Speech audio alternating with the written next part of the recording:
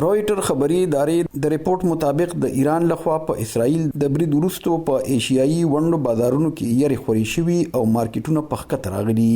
د ریپورت مطابق جاپان 1%، د استرالیا د ونډو بازار 0.05%، هانګ کانګ سٹاک مارکیټ 0.63%، د سویلي کوریا، هند، سنگاپور او بنگلاديش سٹاک مارکیټونه 1% غورځېدلي.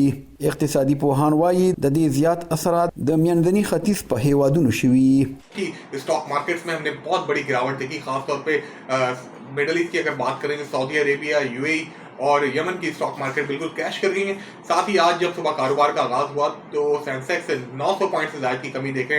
निक्की जापान काफी strong market गिनी जाती है, लेकिन उसमें भी 300 के करीब पॉइंट्स की कमी विटनेस की जा रही है. ओवरऑल सेंटिमेंट्स काफी नेगेटिव साइड के ऊपर देखने में आ रहे हैं और सरमाएकार अपने स्टॉक्स बेचने को तरजीह दे रहे हैं. رويټر خبري ادارې تر مخه د جنگ د اثراتو لوجې د سرو زرو بیې هم زیاتې شوي او د یو اونس بیه $2400 ته رسیدلې. هم دغه رنګه په نړیوال مارکیټ کې برنت کروډ آیل $90.68 پی بیرل ته رسیدلې. د WTI بیه 1.1% اضافي وروسته $15 او 98 سنټه پی بیرل ته زیاته شوې.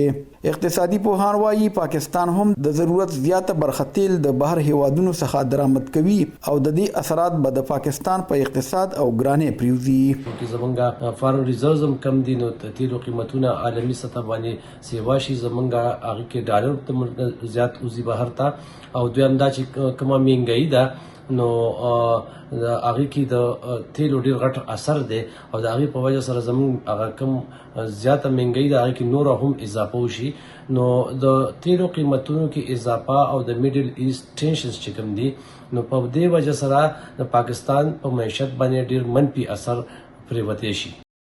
اقتصادي پوهان وايي د ایران او نورو تیل پیدا کوونکو هیوادونو د تیلو جهازونه د خلیج فارس نه تیریږي، نو د دې سره د خام تیلو په ترسیل اغیزې امکان لري. د پوهانو په وینا د پاکستان او ایران ترمنځ د ګیس پایپ لاین د لګولو کار د وړاندې نه د ځنډ ښکار دی او دا معاهده هم سرته رسول ناممکن ښکاري. دوی وايي که دا جنگ اوږد شي نو د پاکستان معیشت ته به په خپلو خپو ودرېدل ګران شي. ऑलरेडी पाकिस्तान की मैशत जो है वो यूक्रेन रशिया वॉर के बाद से संभल नहीं पाई है.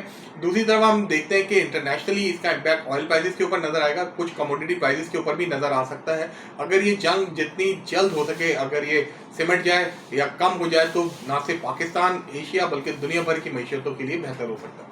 په عالمي منډه کې د تیلو د قیمتونو د زیاتوالي لوجې امکان لري د اپریل د 14 نیټې یعنی سباله پاکستان د پېټرولو په بیو کې 2.5 روپے لیټر او د ډیزلو په قیمتونو کې 8 روپے لیټر اضافه وکړي.